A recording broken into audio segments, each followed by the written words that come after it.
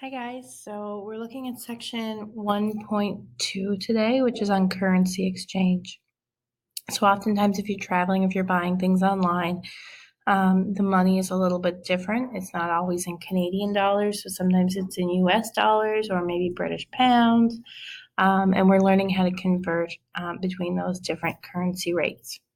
So to do that, we need to know what the exchange rate is. So what an exchange rate is a rate that specifies how much one currency is worth in terms of another. So how much one Canadian dollar is in terms of US dollars, for example. Exchange rates change every day. So before changing money, many people research the current exchange rate. So if you're planning on taking a trip, let's say to the States, beforehand, you might want to keep an eye on the exchange rates so that when it's a really good exchange rate, you can exchange your money then in case it's not great when you're ready to travel. So let's look at the first example. The first part is done for you. So Andrea's family is traveling to Ellicottville, New York for a ski trip. The day they exchange their money, one Canadian dollar is worth 0.0921434 US dollars. So that is what we call the exchange rate, and that's really important. We're going to use that to solve all the problems in example 1. I know it's a big long decimal. You do have to use the whole decimal, but when you get your final answer, you can then round to 2 decimal places. So this means that one Canadian dollar is equal to 0.921434 US dollars. So we're going to use proportions that we learned back in the chapter 1 warm-up to solve these problems. So the first one is done for us. It says Andrea's sister has $100 to spend. How much will she get in American currency? So we set up a proportion, and a proportion is when two fractions are equal or equivalent to each other. And to solve proportions, usually there's a number missing. So in order to set it up, we set up each fraction separately. So the first fraction that we see here actually comes from the exchange rate. So because one Canadian dollar is equal to 0.921434 US dollars, those are the two values we put in our fraction. It doesn't actually matter which one you put in the numerator, the top, or the denominator, the bottom. We just have to set it up as a fraction. I put Canadian on top because it was the first thing listed. It doesn't actually matter. Then we do our equal sign because a proportion needs to say that the two fractions are equivalent or equal. Our second fraction comes from the question. So this 100 Canadian dollars comes right from the question. Now, when I said before it doesn't matter which one you put on top or bottom, the second fraction, it does matter. And it's based on what you did with the first fraction. So Canadian money has to be in line with Canadian money, and US money has to be in line with US money. Okay. Now, we don't know how many US dollars we should put in the denominator because that's the question. How much will she get in American currency? So we put a question mark there. And that is the number we're looking for. So the first fraction is just the exchange rate that I was given. The second fraction comes from the question. Then to make it easier to look at, I come down to this first step. And I'm just rewriting what I have up in my original proportion, but I'm getting rid of all the symbols. So I got rid of the C and the US and the money signs. And instead of having a question mark, I changed it to an X, and I'm solving for X. So I haven't done any math in this part. I've just gotten rid of all the symbols, so it's a lot easier to look at. Now I solve this just like I solve proportions in the warm-up. So my first step is to take this X and bring it up to the numerator position because I don't like it in that denominator position. And I can do that by switching the 1 and the X. And I get X over 9.21434 equals 100 over 1. Then I bring this 9.921434 up to the other side because he wants to get away from the X. The X is going to be by itself. And when I bring it up, I multiply. And that brings me to this spot right here. Then I just multiply 100 by 0.921434 divided by 1. I can just put that in my calculator if I can't do it mentally, and I get my final answer of 0.9214.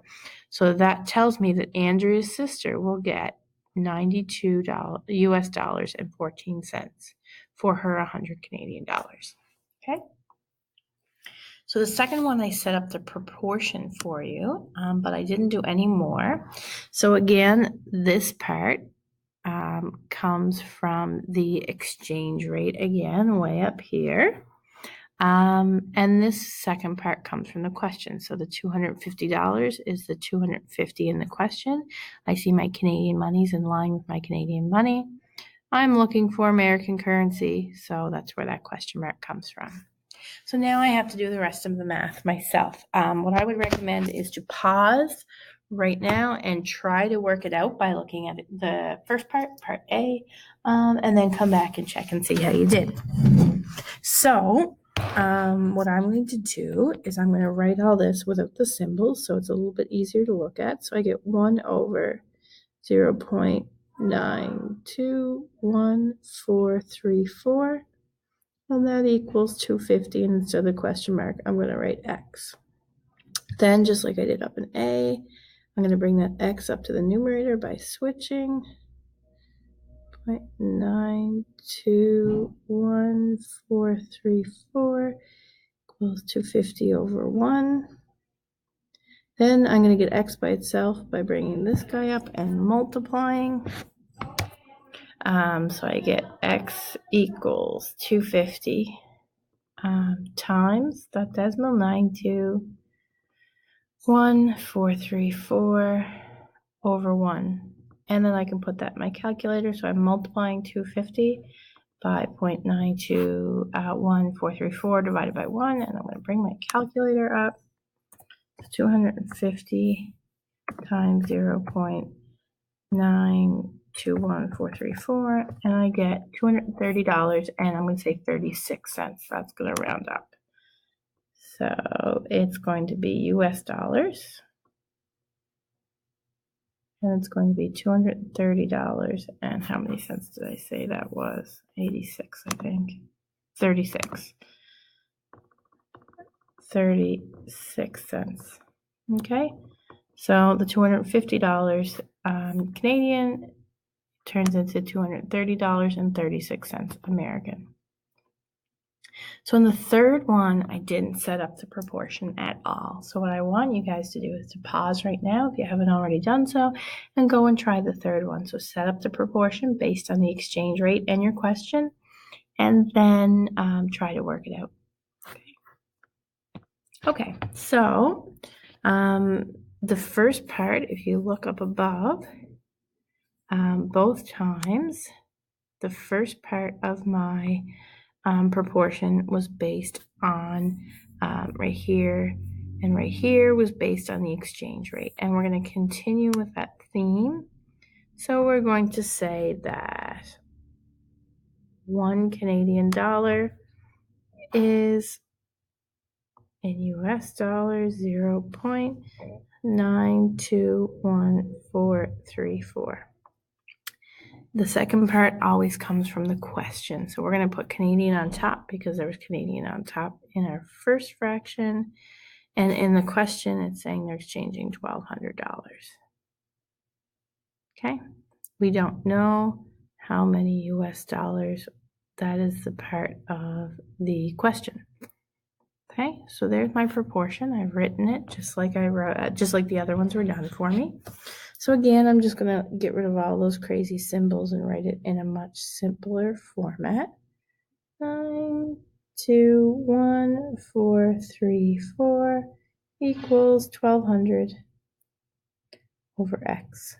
Now, I'm going to switch my 1 and my X. So you can see that these get very repetitive. It's the same process over and over again, just with different numbers. So then I'm going to get X by itself by bringing my decimal line to 1,434 up by multiplying, and I get 1,200 times 0.921434 over 1.